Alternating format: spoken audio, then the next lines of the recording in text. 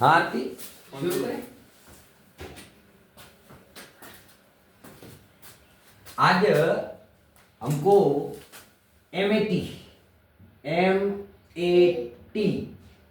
का मतलब होता है मेंटल मतलब दिमाग। एबिलिटी मतलब योग्यता, और टी यानी टेस्ट, यानी कि हिंदी में इसको कहते हैं मानसिक योग्यता परीक्षा। ठीक है, जिसको अपन अपनी भाषा में कहें तो आकृति। तो आकृति के प्रश्न करना सीखेंगे, जो भारी भारी आकृति आती है उनके। मैथ में हमारे कितने प्रश्न आते हैं? मैथ के कितने प्रश्न आते हैं? 40 प्रश्न। कितने प्रश्न? 40। अब 40 में से मैंने 4 प्रकार तो तुमको आगे पढ़ा दिए थे। आज मैं 3 प्रकार पढ़ाऊंगा। कौन कौन से? ध्यान से देखो। एक तो आकृति, जिसको आकृति को अपन चित्र भी कहते हैं। श्रृंखला,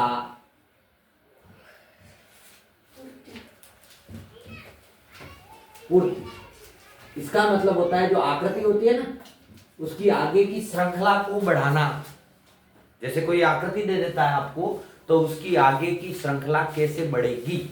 ठीक है, अभी अपन सवाल देखेंगे तब अपन को समझ में धीरे धीरे आना शुरू हो जाएगा। नंबर 2 दर्पण प्रतिबिंब, और दूसरे नंबर अपन क्या पढ़ेंगे? दर्पण प्रतिबिंब। अब दर्पण प्रतिबिंब में हम क्या पढ़ेंगे कि हमारे जो कांच होता है, तो कांच के सामने कैसे, अगर उस कांच के अंदर किसी अक्षर को या किसी चित्र को, है ना, या हिंदी के अक्षर को या गणित के संख्या को देखेंगे तो कैसा दिखेगा। ठीक, नंबर 3 और नंबर 3 में अपन पढ़ेंगे पंचवॉल पैटर्न। इसका मतलब होता है कि अगर हम किसी पेपर को फाड़ें, मोड़ करके फाड़ें और फिर वापस खोलें तो वो कैसा दिखेगा। ये 3 प्रकार के सवाल आज हम क्लियर करेंगे। लंबे हैं इसलिए 3 ही लिए, पहले छोटे थे इसलिए ज्यादा लिए थे। ठीक है, चलो शुरू करें। सबसे पहले हमको क्या पढ़ना है? बोलो, क्या पढ़ना है हमको? आकृति, श्रृंखला, पूर्ति। नंबर 1 आकृति, श्रृंखला, पूर्ति। यानी कि उस आकृति में आगे की श्रृंखला बढ़ानी है। श्रृंखला का मतलब तो जानते हैं, लाइन बढ़ानी है, और जो चौथा भाग खाली होगा उसको पूरा करना है। ठीक है, मैं एक सवाल लिखता हूं यहाँ पे। यहाँ पर मैंने लिखा समस्या आकृति, यानी कि ये आपका प्रश्न है। समस्या आकृति। अब समस्या आकृति में आपको ये समस्या दे दी, ये देखो, पहला, दूसरा, तीसरा और चौथा खाली। अरे वाकई किधर आए? हाँ, तो पहला, दूसरा, तीसरा और चौथा। पहले में ये वाली आकृति है, बराबर। पहले में ये वाली आकृति है, अब दूसरे में ये वाली दूसरे में ऐसी आकृति होगी। अब देखो ध्यान से, तीसरे में ऐसी आकृति होगी। हुई कि नहीं हुई? अब आपसे ये पूछ रहा है कि चौथे में कैसी होगी, लेकिन सबसे पहले हमारे पास उत्तर भी होने चाहिए। अभी तो क्या है हमारे पास? उत्तर आकृतियां। ऐसा प्रश्न होगा। रेड कलर से तो मैंने क्या लिखा है? समस्या। और अब मैं ब्लू कलर से क्या लिखूंगा? उत्तर आकृति। मतलब ए, बी, सी, डी। इन चारों में से जो यहाँ सर बनाएंगे, इन चारों में से कौन सी आकृति आपका उत्तर होगी? पहला, क्या ये होगी? दूसरा, क्या ये होगी? तीसरा, क्या ये होगी? और चौथा, क्या ये होगी? है ना? बहुत। अब देखो सवाल को समझो। आकृति, श्रृंखला, पूर्ति, यानी कि सबसे पहले ये 2 आकृति, ऐसी आकृति थी, फिर इसको आगे बढ़ाया, श्रृंखला बढ़ रही है, ऐसा कर दिया, फिर आगे बढ़ाया तो ऐसा हो गया ये। अब क्या हो रहा है आप चेक करोगे तो यहाँ 2 लाइनें, यहाँ ऊपर की तरफ एक बड़ी 3, यहाँ नीचे की तरफ एक बड़ी 4। तो अब ये चौथी 4 लाइनें आएगी। अब 4 लाइनें किस किस में गिन लो। 4 लाइनें इसमें है, ये तो कट गया, नहीं है तो कट गया, ये उत्तर हो ही नहीं सकता, क्योंकि इसमें लाइनें कितनी है? 1 2 3 4 5 6, तो ये तो कट गया। इसमें 4 है, इसमें कितनी है? 5। 1 2 3 4 और पाँच। ये भी कट गया। अब ये 5 है क्या नहीं है? अच्छा इसमें 1 2 3 4 है, तो अब 5 आएगी कि नहीं आएगी? पहले में 2, दूसरे में 3, तीसरे में 4 और चौथे में कितनी आनी चाहिए? तो 4 वाली तो कट जाएगी, ये तो बी तो कट गई, ये तो हो ही नहीं सकती। अब ए सी और डी इन तीनों में से कौन सी आकृति उत्तर होगी? हाँ आरती सी होगी। क्यों होगी? ये डी क्यों नहीं हुई? क्योंकि इसका मुंह भी उस तरफ है। आकृति तो ये ऐसी कैसी है, लेकिन इसका मुंह इस तरफ नहीं आना चाहिए, है क्या नहीं है? इसका मुंह इस तरफ, समझ में आ रहा है? अब दूसरा प्रश्न, प्रश्न संख्या 2। ये पहला समस्या आकृति का था। अब हम दूसरा प्रश्न, पहले तो हमको क्या बनाना पड़ेगा? समस्या आकृति। आकृति। बराबर। आप बोर्ड पर ध्यान दो, बोर्ड पर पूरा ध्यान दो, उधर उधर नहीं। और दूसरी बात,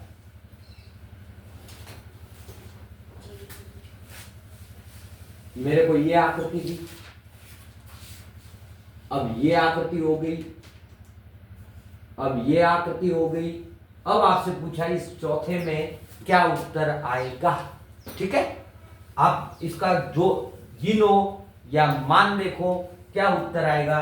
तो उत्तर की बात करें तो उत्तर आकृति मेरे पास होनी जरूरी है कि नहीं है? उत्तर आकृति। तो उत्तर आकृति में क्या होगा? देखो A B C D, A B C D. क्या इसमें ये आएंगे? क्या इसमें ये आएंगे? क्या इसमें ये आएंगे? क्या इसमें ये आएंगे? है ना? बहुत ही सीखने की चीज है ना। मैंने चार ऑप्शंस दे दिए कि इन चारों में से क्या आएगा, पहले को, दूसरे को, तीसरे को और चौथे को। हाँ मंथन, सी आएगा। क्यों आएगा मंथन सी? मंथन सी क्यों आया? आपका उत्तर सही है पर बता सकते हो? क्योंकि वहाँ पे 0 वहाँ पे बोला था, इसीलिए वहाँ पे क्रॉस वो आया, त्रिभुज आया, वहाँ पे वापस बोला, वहाँ पे वापस त्रिभुज। ठीक है, एक तो ये अल्टरनेट चल रहे हैं। अल्टरनेट का मतलब होता है एक छोड़कर एक। यहाँ गोला था, फिर ये बॉक्स छोड़ दिया, यहाँ फिर गोले आ गए। तो अब यहाँ त्रिभुज है तो यहाँ त्रिभुज आने चाहिए, तो त्रिभुज वाली ही आएगी। दूसरी बात, यहाँ संख्या कितनी है? 1, यहाँ कितनी है? 2, यहाँ कितनी है? 3 और यहाँ अब कितनी आएगी? 4। इसलिए 4 आएगी, 3 वाली आकृति नहीं आएगी। यहाँ तक समझ में आया? इसको नोट करो फटाफट। और आप लोग भी अगर अपने बच्चों को नवोदय की अच्छी तैयारी देना चाहते हैं तो हमारे कोचिंग संस्थान से जुड़े। ब्रह्माणी कोचिंग सेंटर बहुत अच्छी पढ़ाई देने का प्रयास करते हैं बच्चों को, ताकि बच्चे अच्छे से अच्छा सीखें।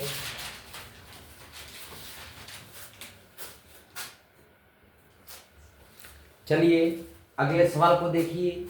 अब मेरे पास तीसरा सवाल है, ये समस्या आकृति है।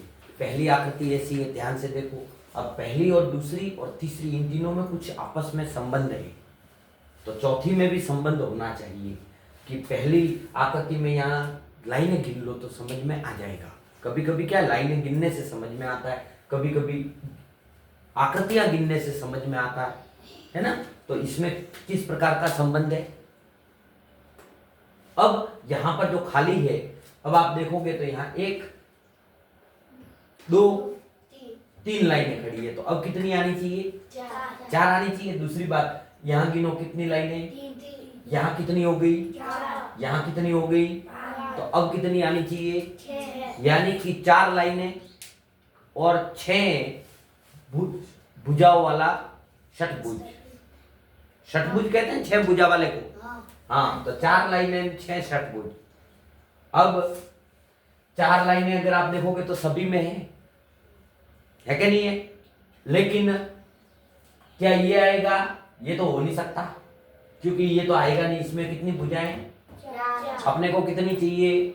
तो इसमें 6 हैं, इसमें 6 हैं, इसमें 6, यानी इन तीनों में से कोई उत्तर होगा, पर उत्तर कौन सा होगा?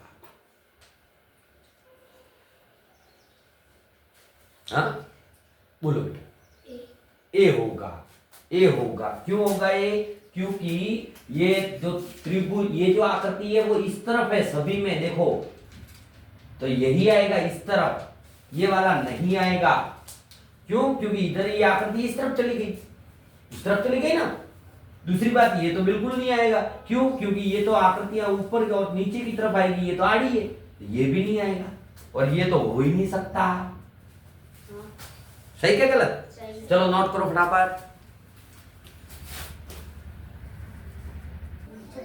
अच्छा, तो अब अगर ऐसे समस्या आकृति अपने आकृति श्रृंखला पूर्ति के प्रश्न आएंगे तो आप कर पाओगे कि नहीं कर पाओगे? कर पाएंगे। यहाँ तक समझ में आया? अब आपको क्या करना है, किताब के सारे प्रश्न करने है। और जो नहीं आता वो मुझे पूछना है कि सर ये इसमें कैसे आ रहा है। ठीक है, फिर आपके चेक करेंगे आंसर के किस प्रकार से आपने आंसर चेक किए। चलो अब देखो, यहाँ देखो बेटा, अब हमें सीखना है दर्पण प्रतिबिंब, यानी कि दर्पण को कहते हैं कांच, जिसमें हम अपना शक्ल देखते हैं ना, सुबह उठ के बाल बनाते हैं तो बढ़िया बड़े के नहीं बड़े, हाँ क्रीम लगाई तो उसको क्या कहते हैं? दर्पण। दर्पण यानी कांच या आईना, जिसको अपन कहते हैं मिरर। तो यहाँ पर अब निकलेगी मिरर इमेज। इमेज का मतलब प्रतिबिंब। जैसे मैं हूं, मैं कांच में खड़ा हो जाता हूं तो मेरा इमेज दिखता है, मैं नहीं दिखता, इमेज दिखता है। इमेज यानी प्रतिबिंब दिखता है। ठीक है, तो अब आरती इधर सुनो कि अब दर्पण प्रतिबिंब में क्या होता है कि सबसे पहले हमें तो ये समझना है कि दर्पण प्रतिबिंब में 3 प्रकार के प्रश्न आते हैं। पहला, आकृति नहीं लिखना है बेटा, सुन ले। दर्पण प्रतिबिंब में 3 प्रकार के प्रश्न होते हैं। पहला तो कोई आकृति पूछ सकता है कि आकृति दर्पण में कैसी दिखेगी, पहली बात। सही क्या गलत? दूसरा क्या पूछेगा? अगर दूसरा पूछेगा तो अंग्रेजी के वर्ण पूछेगा। अंग्रेजी के वर्ण मतलब इंग्लिश के लेटर। सही क्या गलत? सही। बड़ी एबीसीडी और छोटी एबीसीडी दोनों के पूछ सकता है। आपके कोर्स में 6ठी कक्षा की जो ये नवोदय की परीक्षा हो रही है, इसमें 2 ही है, आकृति और अंग्रेजी के वर्ण। फिर कहीं कहीं सवाल भी दे रखे, अंक गणित। कौन सी गणित? अंक गणित मतलब गिनती के, कि अगर 9 देखेंगे तो कांच में कैसा दिखेगा। ठीक है, और फिर आते हैं हिंदी वर्ण। हिंदी भाषा के वर्ण होते हैं कि जैसे क होगा तो हिंदी के वर्ण। लेकिन अगर आप किताब खोलकर मिलान करोगे तो आपके कोर्स में सिर्फ आकृति और अंग्रेजी के वर्ण ही है। वो बाद में देख लेना बेटा, इधर सुन ले आरती, सुन ले बेटा, बाद में देख लेना। कोई किताब भाग के तो जाएगी नहीं, हाँ तो इसके पीछे पड़ी है। इधर सुन, समझ। मैंने क्या कहा कि दर्पण प्रतिबिंब में 2 प्रकार की आकृतियां हैं आपके कोर्स में। वैसे तो 4-5 प्रकार की होती है, लेकिन 6ठी वालों के, नवोदय वालों के 2 ही प्रकार है। एक तो आकृति का, दर्पण प्रतिबिंब में कि आकृति कैसी दिखेगी, एक है कि नहीं। दूसरा, अंग्रेजी के वर्ण कैसे दिखेंगे। सही क्या गलत? अब वापस आरती फिर खेलना शुरू हो गई। यहां पढ़ ले, नहीं जिंदगी भर एक ही काम करना है। रोटा तैयार है, जिम लो। मैं समझा रहा हूं और किधर देख रही है। अब सबसे बड़ी बात आती है कि हमको पहले ये पता होना चाहिए कि दर्पण में, दर्पण प्रतिबिंब में दर्पण कहाँ लगा हुआ है, कांच कहाँ लगा हुआ है। ठीक है, जैसे देखो, मैं अगर आपको ए अक्षर का बताऊं कि ये ए अक्षर है और ऐसा एक समस्या आकृति है, इसको कौन सी आकृति कहते हैं अपन? समस्या आकृति। ये हमारी समस्या है। और यहां पर 4 देगा उत्तर आकृति। कौन सी आकृतियां? उत्तर आकृति। अभी और बहुत सारे प्रश्न कराऊंगा तो तुम्हें समझ में आएगा। अब दर्पण कहां लगा हुआ है, ये सबसे मेन बात है।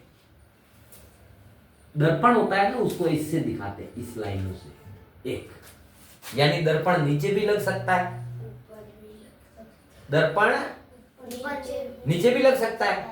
पहली बात, दर्पण ऊपर भी लग सकता है। लग सकता है ना। दर्पण दाएं भी लग सकता है और दर्पण बाएं भी लग सकता है। लेकिन अगर आप किताब खोलकर देखोगे तो आपके ना तो नीचे है ना ऊपर है, आपके सिर्फ इधर बाएं है। अब देखो ये अक्षर तो वो का वो ये है, लेकिन अगर नीचे देखेंगे तो ये अक्षर ऐसा दिखेगा अगर कांच नीचे लगाया तो। क्यों? और दूसरी बात, दर्पण में जो जितना नजदीक होता है ना, कांच की धार है ना, ये धार है, इस धार के जो ज्यादा नजदीक होगा वो प्रतिबिंब में भी उतना ही नजदीक, ठीक है, और जो दूर होगा वो उतना ही दूर बराबर। अगर ये इसको अपन नीचे होगा तब तो ऐसा दिखेगा, पहली बात। अगर ऊपर होगा तो इस धार के पास में क्या है, ये ऊपर वाला कोना है कि ये दो टांगे हैं इसकी, ऊपर वाला कोना, यानी कि ये कैसा दिखेगा, ऐसा दिखेगा कि नहीं दिखेगा? हाँ, क्यों? क्योंकि अगर कांच अपन ऐसे रखेंगे तो ये वाला भाग पहले दिखेगा। मैंने अभी तो बोला, मैंने कहा जो धार के पास पहले होगा, अगर हम इधर रखेंगे तो ये ऐसा का ऐसा। अभी मैं आपको लिखाऊंगा, अंग्रेजी के वर्ण लिखाऊंगा तब आपको समझाऊंगा। और अगर इधर रखेंगे तो भी ये ऐसा का ऐसा। क्यों? क्योंकि ये वाला हिस्सा इधर आ गया, ये वाला हिस्सा इधर और ये वाला हिस्सा नजदीक आ गया। अब बाकी बचा, जैसे फॉर एग्जांपल जैसे ये बी आकृति है, बी आकृति में दर्पण यहां लगाया, कहां लगाया? तो अब धार के इस किनारे के पास में नजदीक में क्या है, ये दो गोल घेरे, तो ये ऐसा हो जाएगा, होगा कि नहीं होगा? ये लाइन बहुत दूर है तो यहाँ पे भी ये दूर हो, ये आपके आंसर हो जाएगा। समझ में आ रही है बात?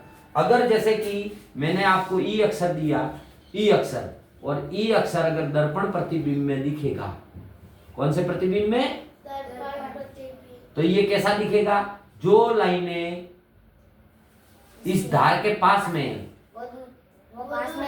वो पास में आ जाएगी, और जो दूर है वो दूरी।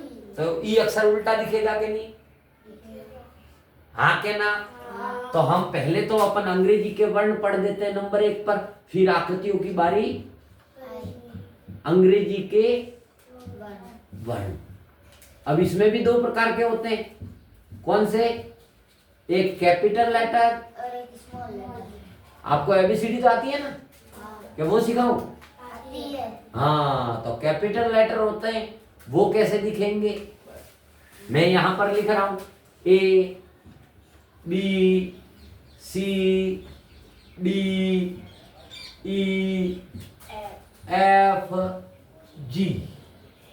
आपके दर्पण ना तो इधर होगा इसलिए मिटा दिया, ना इधर होगा इसलिए मिटा दिया, ना ऊपर होगा, यानी कि आपके जो दर्पण होगा वो कहां होगा? सिर्फ और सिर्फ। ये भी और सरल कर दिया तुम्हारे लिए, किया कि नहीं किया सरल?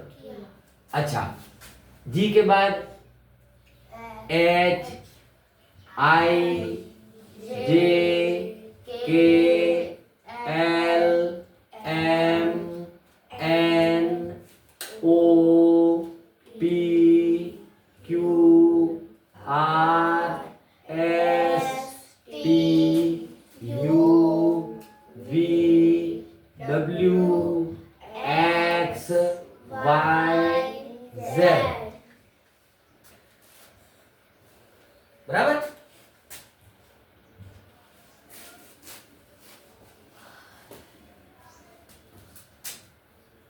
हो गए कि नहीं हो गए? अब मुझे इसके प्रतिबिंब बनाने, क्या बनाने हैं? प्रतिबिंब। तो प्रतिबिंब में ब्लैक कलर से बनाऊंगा, ए का तो ऐसा का ऐसा। ये नहीं बदल रहा है। कब? जब दर्पण इधर लगाओ, अपने तो इधर ही होगा दर्पण, दर्पण किधर होगा? सबके इधर। तो बी होगा तो वो कैसा हो जाएगा? उल्टा। उल्टा होगा कि नहीं होगा? होगा। ऐसा हो जाएगा बी। सी होगा तो होगा कि नहीं होगा आरती? डी होगा तो, ई होगा तो, एफ होगा तो होगा कि नहीं? और जी होगा तो। अब बनाना शुरू कर दो मेरे साथ साथ। एच होगा तो ऐसा का, ऐसा। आई होगा तो ऐसा का ऐसा, लेकिन जे होगा ना तो ये उल्टा हो जाएगा, क्योंकि ये भाग दूर है तो ये दूर चला जाएगा। और के में जो लाइन है ये पास में है वो ऐसे हो जाएगी, है ना।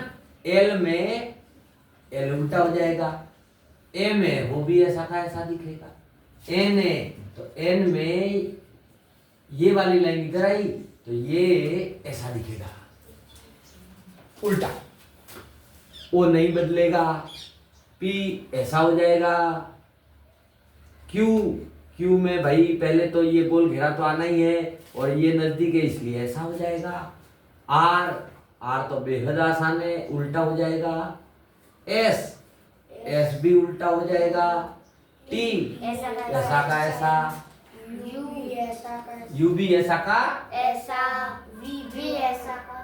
तुम्हें याद है मैंने पढ़ाया पहले, वी ऐसा का, डब्ल्यू ऐसा का, ऐसा, एक्स ऐसा का, ऐसा, जेड ऐसा, वाई ऐसा का, ऐसा, और जेड में क्या हो जाएगा, जेड में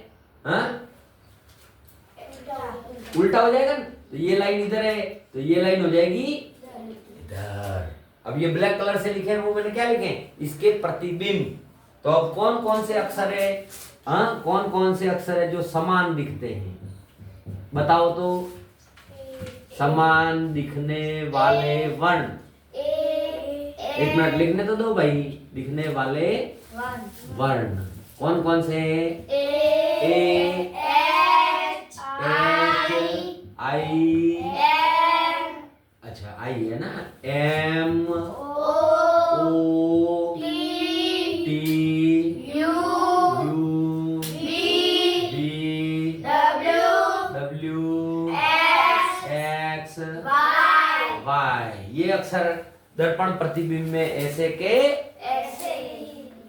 यहां तक समझ में आया, यहां तक समझ में आया, नोट करो फटाफट।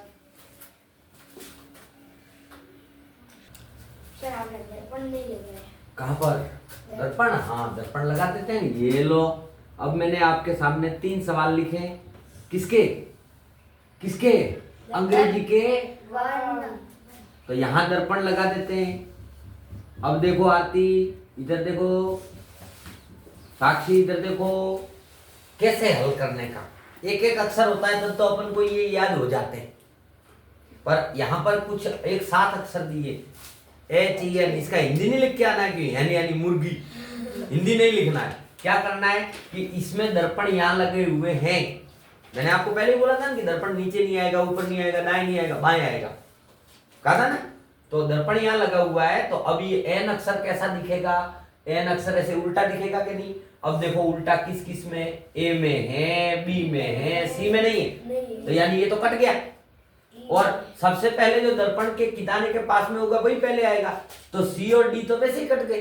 क्यों कट गए, क्योंकि यहां पर ये वाला पहले दे दिया, अपन के दर्पण के पास में होता है वो पहले आता है, यानी कि हमारे 2 उत्तर तो ऑटोमेटिक समझ में आया कि, समझ में आ रहा है कि नहीं, ये दोनों तो कट गए।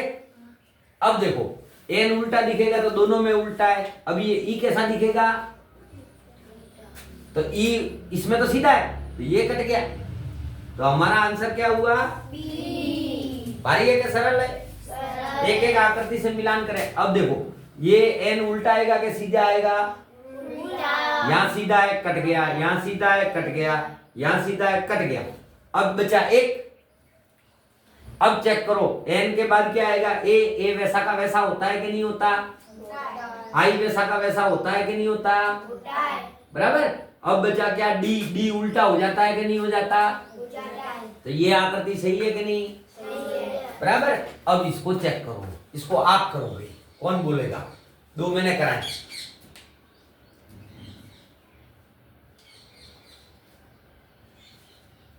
ए बी सी डी, हाँ आरती बोल बेटा, ए पक्का, आरती ए बोल रही है, हाँ साक्षी ए आएगा, आरती के और साक्षी के ए आया, पीयूष डी आएगा बेटा। क्यों पता है, क्योंकि तुमने ये तो मिलान किया कि हाँ ये उल्टे आएंगे, पर ये आर तो उल्टा किया ही नहीं, आर तो उल्टा हो जाता है, ये देख तूने तो सीधा रखा आर, तो ये तो उत्तर हो ही नहीं सकता।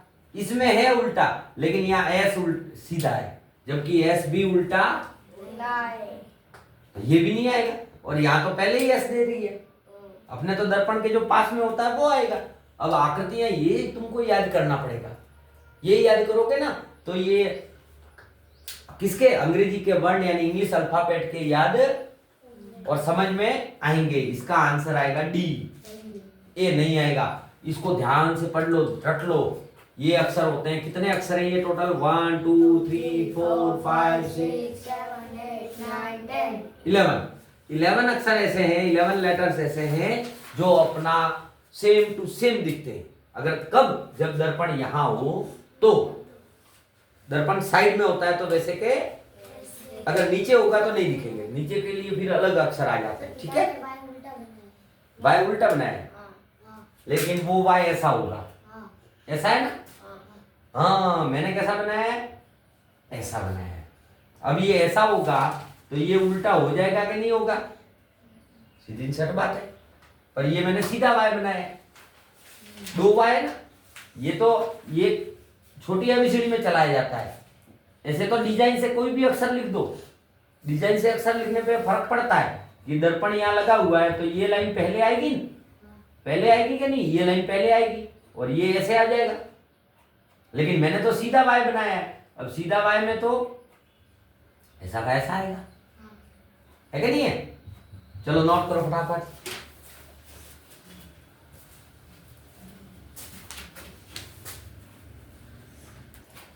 अब देखो बेटा, अगर ये अंग्रेजी के वर्णों के प्रश्न आएंगे तो आप हल कर सकते हैं कि नहीं कर सकते, कर सकते हैं। लेकिन इसके लिए सबसे जरूरी चीज क्या है, ये आपके दिमाग में फिट होना चाहिए कि कौन कौन से अक्षर है जो ऐसे के ऐसे दिखते हैं, कौन कौन से अक्षर है जो बदल जाते हैं, उल्टे हो जाते हैं, है ना।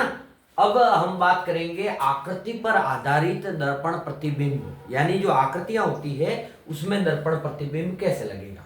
ठीक है, कैसा दिखेगा। देखो यहाँ दर्पण यहाँ लगा हुआ है, लेकिन दूसरी आकृति में दर्पण कहाँ दे दिया, ऐसे 1-2 प्रश्न है कि ऊपर भी दिया है नीचे भी दिया है, लेकिन हमें कंफ्यूज होने की जरूरत नहीं है। तुमको तो मैंने एक ही तरीका बताया कि जो चीज दर्पण के धार के पास में होगी वो पहले दिखेगी, ये तो पता है। अब देखो यहाँ पर ये दर्पण है तो दर्पण के पास में सबसे पहले क्या है, तीर, तो यानी कि इधर भी सबसे पहले क्या आना चाहिए, तीर। अब तीर कितनों में है, 2 में, एक तो बी में एक सी में, तो ये दोनों तो कट गए, कटे कि नहीं कटे। अब बी और सी में से ही चेक करना है कि बारीका में। अब उसके बाद हम देखें इसके पीछे वाला भाग, तो यहां पर तो ये गोल घेरा है लेकिन खाली है, यानी ये तो हो ही नहीं सकता। अच्छा मैंने ही गलत बनाया है ना, हाँ मैंने गलत बनाया है, इधर ऐसे आएगा, है ना। और 7 कैसा हो जाएगा, उल्टा, क्योंकि ये लाइन पहले आई है तो पहले आएगी और ये लाइन बाद में है तो बाद में जाएगी। ऊपर वाली लाइन, ये वाली लाइन का हिस्सा कहाँ है, इधर है, तो ये बहुत दूर चला जाएगा कि नहीं जाएगा, जाएगा। तो यानी हमारा आंसर जो हुआ वो कौन सा आंसर हुआ, सी, बराबर। अब देखो, अब दूसरी आकृति के अंदर दर्पण प्रतिबिंब नीचे लगाया हुआ है, यानी कि जो लाइन इस धार के पास में पहले होगी वो पहले आएगी। तो अब किसमें पहले है, हाँ ए में, तो ये तो ऐसा कैसा दे दिया, अगर दर्पण यहाँ लगा होता तब ऐसा आता, यानी ये तो हो नहीं सकता। सही क्या गलत, बी आकृति थोड़ी घूमती है, नहीं होगा, डी नहीं होगा, क्यों, तो हमारा आंसर क्या हुआ, सी। अब देखो, अब वापस दर्पण दे दिया साइड में, अब साइड में दिया है तो जो चीज दर्पण के पहले पास में होगी वो पहले आएगी। अब पहले क्या है इस आकृति में, धार के पास में गोला है, बिंदु है ना, तो अब बिंदु किस किस में है और वो भी किस तरफ आना चाहिए, इस तरफ। यहाँ पे भी है लेकिन ये नीचे है, यानी ये कट गया। हाँ यहाँ पर है लेकिन ये तो ऐसा का ऐसा दे रखा है, दर्पण नहीं है, और ये नीचे है तो ये भी कट गया, तो आंसर क्या हुआ, अब चौथे का आंसर आप निकालेंगे। हाँ क्रिश, डी आएगा। क्यों आएगा डी, क्यों आएगा, दर्पण कहाँ लगा हुआ है क्रिश, इस तरफ, तो ये आकृति ऐसी की ऐसी इस तरफ नहीं आएगी। हाँ, अरे भाई ये त्रिभुज है, त्रिभुज में अगर दर्पण लगाएंगे तो ये तो ऐसा का ऐसा दिखेगा। हाँ, इसके आगे फिर त्रिभुज है, तो जब इसमें दर्पण लगेगा तो ये भी ऐसा का ऐसा दिखेगा। अच्छा, ये वाली लाइन ऊपर है तो त्रिभुज में भी ये ऊपर ही रहेगी, नीचे थोड़ी हो जाएगी। अरे दर्पण नीचे थोड़ी है, दर्पण कहाँ है? और ये लाइन इधर है तो ये ऐसे आएगा। अब ये आकृति चेक करो कहाँ है, क्या ऐसे करते हो राजा? हाँ, अभी भी इसको ए में दिख रही है, देखो ये लाइन ए में है, ये वाली लाइन। तो फिर ऐसे क्या करते हो? ए तो ए में तो नहीं है, ये तो नीचे है। हाँ, ये दोनों तो है, ये और ये तो है, लेकिन ये लाइन नीचे की तरफ है, ये ऊपर की तरफ है। तो कौन से में आएगा? हाँ, बी में। बी में भी नहीं है, क्यों? क्योंकि दोनों त्रिभुज है। अब इसमें चेक करो, ये भी नहीं है। अब इसमें चेक करो, चारों ऑप्शंस में मैंने नहीं लिखा, लिखा क्या? तो फिर हाँ, अगर मैंने दर्पण ऐसे लगाया होता तो अब चेक करो, अब आंसर क्या होता? हाँ, अब इसको उल्टा करो, जो दर्पण के ज्यादा पास में है वो पास में आ जाएगा, ये लो सर। हाँ, अब दर्पण के पास में ये है तो ये ऐसा हो जाएगा, होगा कि नहीं? क्योंकि ये वाला कौन है? अब ये तीर का निशान उल्टा और ये तीर का निशान। अब चेक करो कौन सी है, अगर दर्पण है तो। चारों आकृतियों में से नहीं थे, तुमने अंदाजे बोल दिया कि हाँ सर ये है। थोड़ा सा दिमाग को ध्यान रखने का कि यहां पर इन चारों आकृतियों में से एक भी उत्तर नहीं है। और ऐसा तुम्हारे प्रश्न नहीं आएगा, तुम्हारे तो उत्तर होगा, पर ये जानबूझकर ऐसा किया गया ताकि तुम्हें पता चले। ठीक है, समझ में आया? जो चीज इस दर्पण के ज्यादा पास में होती है वो पहले दिखेगी। अब दर्पण कहाँ लगा है उस पर निर्भर करता है। जैसे मैंने आपको ये आकृति दे दी, अब देखो